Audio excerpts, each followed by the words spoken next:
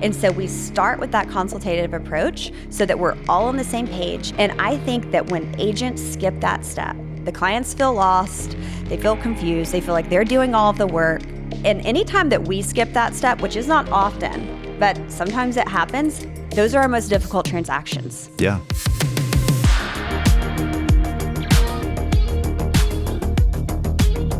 I think I like it. We're back. Yeah. And before we get started, I just have to, I've noticed that you've got a new fit on. It's kind of a little bit of a fit check that we're looking at. Mm-hmm. These shoes are pretty sweet. Oh, thank you. Tell me about those. Where'd you get those? They're a gift to myself. I was sold by an excellent salesperson in New York City. A gift to yourself, babe. I feel like you get a lot of gifts to yourself. Self-care. It's important. Yes. Well, thank you. Well, they look great. And the necklace, that's cool. Oh, thank you, honey.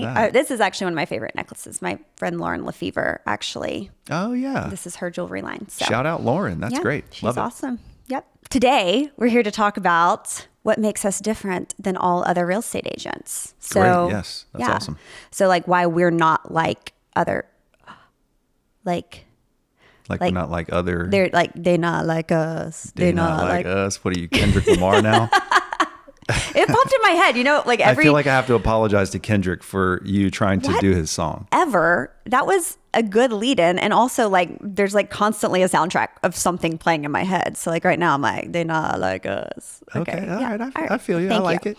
Okay, well, honey, what makes us different than all the other millions of real estate agents out there in the world? Yeah, that is a great question, and that is one that.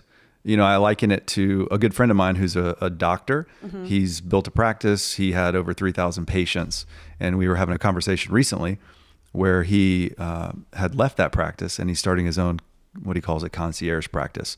Many people in the medical field are doing this now where, he just felt like he couldn't provide the level of service and care to 3,000 patients, but he could leave and start a concierge practice and provide a much better level of care and service to, say, capping it at 500 patients. They get access to him. They have his cell phone number. They get a certain amount of times they can see him per year. Mm-hmm. And so really what it does, the heart behind it is that it provides a better level of care and service to those clients that he works with.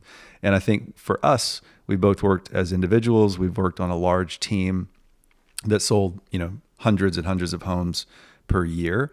And in starting our real estate group, we wanted to be able to be more of a concierge service that provided a level of care and service that our clients felt like they were our only client, even though they're not. But we wanted to be able to give a much better level of service. Would you agree? Yeah, absolutely. And I think that there are so many benefits to working with a real estate team. The systems, the processes. I mean, when you are working with that many clients, you don't have the ability to be unorganized, right? You have to have a system and process for everything. Additionally, you have specialized roles. So I think that that's a really big deal and a benefit of the team. Where I would say the drawback for me of the team is working with so many clients at such a high volume. When we worked on a large team. Yeah, when we worked on a large team. Yeah, you can't give them the level of care that you want to, or the level of care that I attempted to, and then, wound up. And have a life. Right, yeah, you just don't have a life outside of that. And so I think exactly what you said is what we want all of our clients to feel. Like, you're not our only client, but we want you to feel like you're our only client. And that's really important for us. So when we were establishing our team and deciding what direction we're going to take this, are we going to be a large number of transactions? Do we want to hire more agents? We kind of made the decision, no, we don't.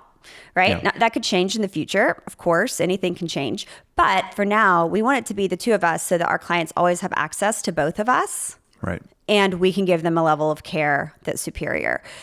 Yeah, we don't want to cap it. We're not saying we're capping our real estate business. We don't accept clients. We're not working with certain people. Yeah, absolutely. But we are not trying to grow it like a large team would grow it. We more organic, I guess, is the word. Would you say? Sure. So I think that another thing to keep in mind is the fact that we actually take, so you say concierge, which I would agree, but it's that consultative approach to real estate. So I like that word. Yes, consultative. Thank you. Consultative approach to real estate. What I think that means is that each of our clients, when a client comes to work with us, the first thing we do, we don't just run out and show them a house or give them the price of the house that they want to list. We say, pause.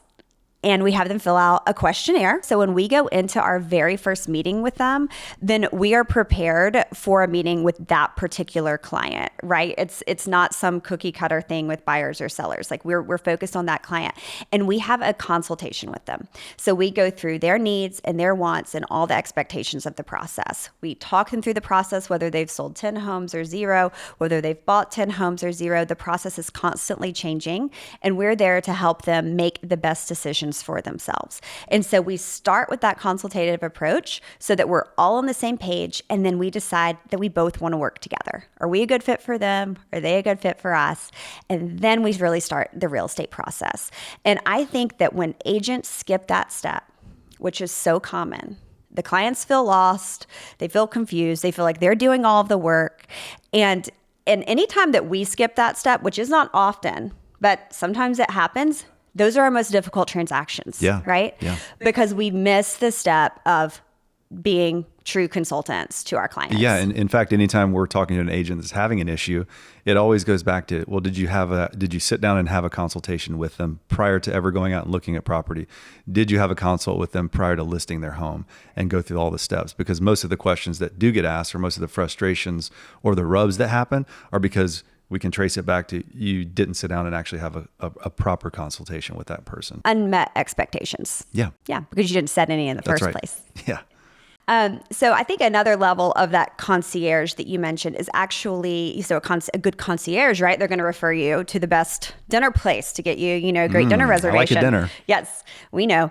So when the concierge refers you out, like that's part of what we do too. So we have vendor partners that we vet and that we work with all the time. So whether they're stagers, they're photographers, they're videographers, they're the best in their business, and that's who we connect our clients with. That's who we partner with. Exactly. Home inspectors, closing attorneys, lenders, the list goes on and on. And it's not because we're getting anything from those people. In fact, it's completely illegal for us to get any sort of a kickback, right? Instead, we know that they're going to provide the same level of service to our clients that we are. And so our client's going to get a full 360 wonderful real estate experience. Yeah. So I think that's what makes us a little different. Yeah, that's great. But I do think the other thing we provide is a level of, of fun with our clients. Like our group chats with our clients, we always are on a group text with them, right? Because we're not always in the same place. We work with a lot of couples and partnerships. They're not always in the same place. And so that group thread keeps everyone connected with communication, and it creates some really funny moments as well. It does. And I think that's why, because we do that, and after you close, or after our clients close on their property, because we've built that relationship that we continue on and on, that's why we get so much repeat and referral business from our past clients. Yeah, and so, it's all of our business. It is. For the most part. Yeah. Very rarely do we have someone that we don't know or hasn't referred us to someone and that was else. Built, intentionally. That's right. Yeah, so we did that on purpose. So that's what makes them not like us. Do you want me to sing the song again? Please do. I think they not like us. They not like us. You might be hitting the charts, topping at 1. I'm sure of it. Yeah. All right. So next episode, we're going to talk about what a perfect client looks like for us. Okay. Right? Yeah. Yeah. And, I have an idea of what that perfect client looks like. Okay. Well, perfect. Maybe that will be someone who's listening. Yeah. Okay. See you next time. See you next time.